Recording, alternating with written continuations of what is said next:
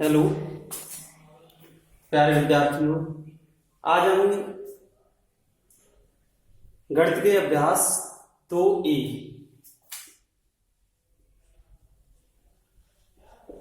अभ्यास 2A का अध्ययन करेंगे।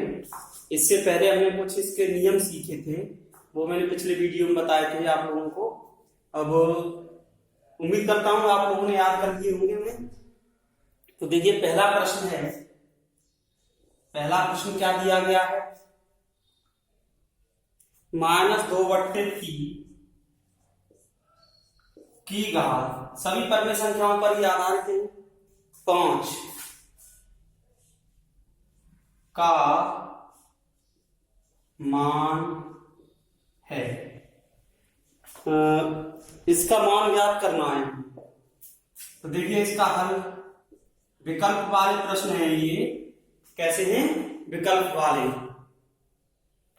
तो -2/3 की घात कितनी है? 5 बराबर, मैंने बताया था पिछले वीडियो में कि जितनी घात लगी होती है उसका उतनी जो आधार होता है, ये आधार है, ये घात है इसमें। तो जो घात जितनी बार लगी होती है उतनी ही बार आधार का गुणा करते हैं। तो -2/3 गुणा -2/3, इसको कोष्टक में इसलिए रखेंगे, गुणा का ऋण का चिन्ह एक साथ आ रहा है।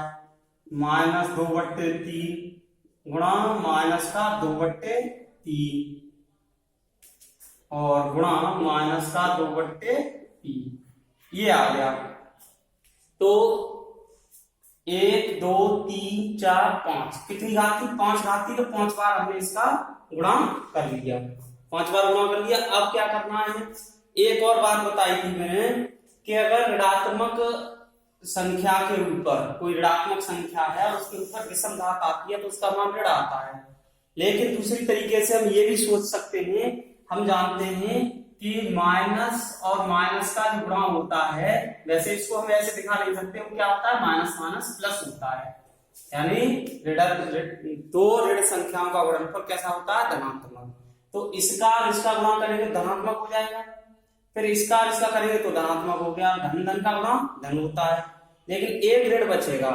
तो ध्यान रखना, अगर सम संख्या के रूप में आ रही है घात तो धनात्मक आता है, विषम संख्या के रूप में आ रही है तो ऋणात्मक आता है। ये पिछले नियम में हम बता चुके हैं। तो देखो कैसे करेंगे, इसका ऊपर ऊपर का गुणा कर लिए, 2 का 2 से गुणा, अंश का अंश में गुणा और हर का हर में। तो ये तो पता चल गया कि ये ऋणात्मक आना है। क्यों?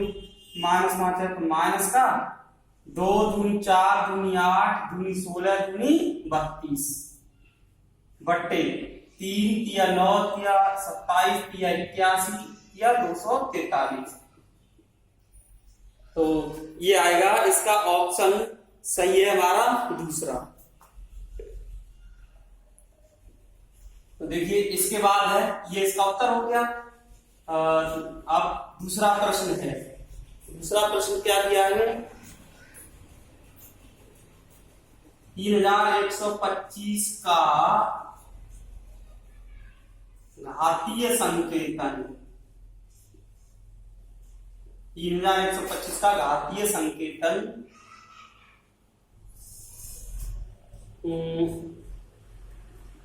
है।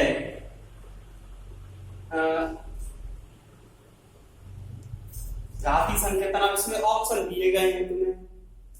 5 की घात के रूप में दिया है। पहला दिया है 5 की घात 5 और दूसरा ऑप्शन दिया गया है 5 की घात 2 और तीसरा दिया गया है 5 की घात 3 और चौथा ऑप्शन दिया है 5 की घात 4।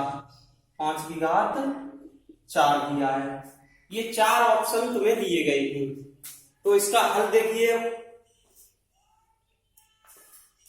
देखो मैं इधर बता रहा हूं इसका हल। हमें करना क्या है? हमें पता है 5 की घात के रूप में, तो इसका मतलब इसके गुणनखंड 5 से ही होने चाहिए। तो गुणनखंड हम कैसे करते हैं? पहले हम गुणनखंड कर लीजिए। 3125 है, ध्यान समझेंगे, 5 से काटिए इसको। तो 5 से एक बार का 5 6 30, 5 दूनी 10 और 5 25। फिर 5 से कट जाएगा ये, 5 एकम 5, 5 दूनी 10, 5 25। फिर 5 से कट जाएगा 5 दूनी 10 और 5 25। फिर 5 से कट जाएगा 5 25 और फिर 5 से कट जाएगा एक बार। तो हम देखिए 3125 को कैसे लिख सकते हैं। देखिए 3125 बराबर कितने बार गुणा हो रहा है, 1 2 3 4 5। इसके 5 के रूप में हमने गुणनखंड कर दिए, तो इसको लिख सकते हैं 5 गुणा 5 गुणा 5 गुणा 5 गुणा 5। 1 2 3 4 5। अब इसका गुणा कितनी बार हो रहा है भाई, इसका गुणा कितनी बार हो रहा है, 5 बार। तो इसको हम कितने कैसे लिख सकते हैं, घात के रूप में, 5 की घात 5 के रूप में। तो कौन सा विकल्प सही है, पहला विकल्प हमारा सही है। 5 की घात 5 के रूप में लिख सकते हैं इसको, क्योंकि इसका 5 बार गुणा हो रहा है। तो ये पहले 2 प्रश्न रहे, आप इसका स्क्रीनशॉट ले लीजिए।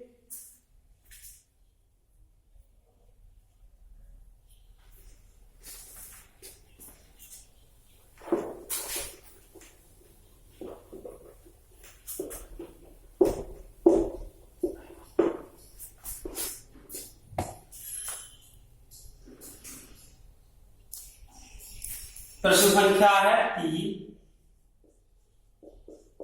2 की घात 7 का मान है। देखिए क्या है, इसमें भी ये भी विकल्प है।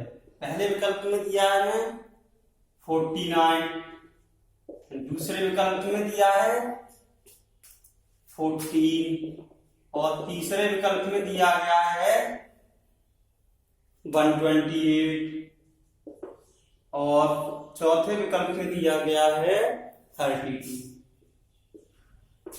अब इसका हल समझते हैं।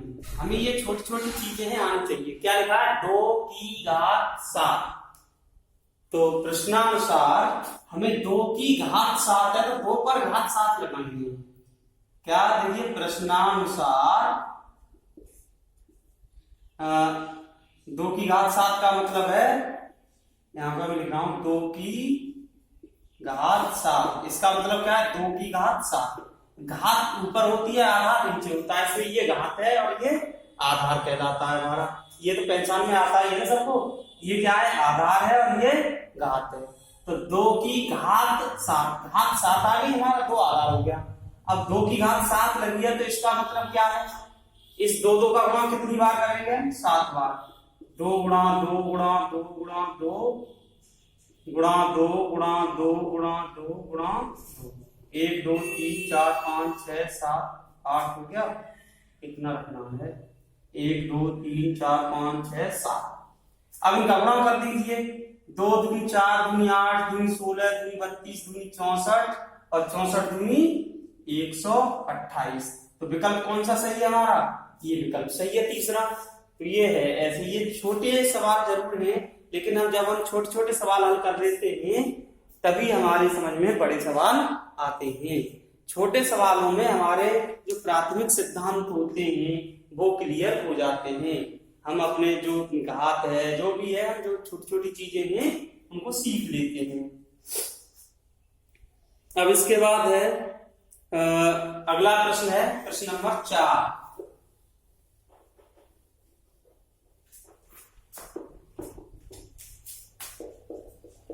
क्या दिया गया है, एक वर्गाकार क्यारी की भुजा 5 मीटर है।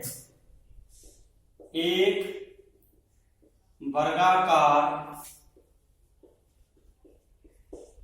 क्यारी की भुजा 5 मीटर है। इसके क्षेत्रफल को घातीय संकेतन में लिखिए। इसके क्षेत्रफल को घातीय संकेतन में देखिए हल देखिए इसका, वर्गाकार क्यारी का मतलब है, मान लो ये है एक वर्गाकार क्यारी मान लेते हैं की भुजा 5 मीटर है। इसका मतलब क्या है, ये भी 5 मीटर है, ये भी 5 मीटर है, ये भी 5 मीटर है, ये भी 5 मीटर है। वर्गाकार क्यारी है, इसका वर्ग की सभी भुजाएं बराबर होती हैं, इसलिए इसकी सभी भुजाएं कैसी होंगी, वर्गाकार क्यारी का क्षेत्रफल क्या होगा, यानी वर्ग का जो क्षेत्रफल होता है वही वर्गाकार क्यारी का क्षेत्रफल होगा। दिया क्या है, दिया है वर्गाकार क्यारी की भुजा, भुजा कितनी दी गई, बराबर 5 मीटर। तो वर्गाकार क्यारी का क्षेत्रफल क्या होगा, अतः वर्गाकार क्यारी का क्षेत्रफल बराबर होगा भुजा गुणा भुजा, यही तो होता है, या हम ये कहें भुजा का स्क्वायर, ऐसे भी लिख सकते हैं भुजा का स्क्वायर, ये सूत्र होता है डायरेक्ट, भुजा गुणा भुजा या भुजा का स्क्वायर। तुमने इस रूप में पढ़ते हैं, भुजा स्क्वायर होता है वर्ग का क्षेत्रफल। अब भुजा कितनी दी गई है, 5, तो 5 की घात 2, ये इसका घातीय संकेतन के रूप में हो गया, घातीय संकेतन के रूप में लिखवाया था हमसे, इसका भी स्क्रीनशॉट ले लीजिए आप लोग।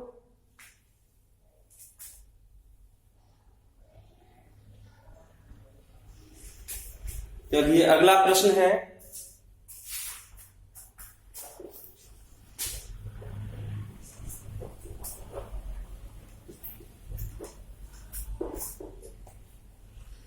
प्रश्न नंबर है 5,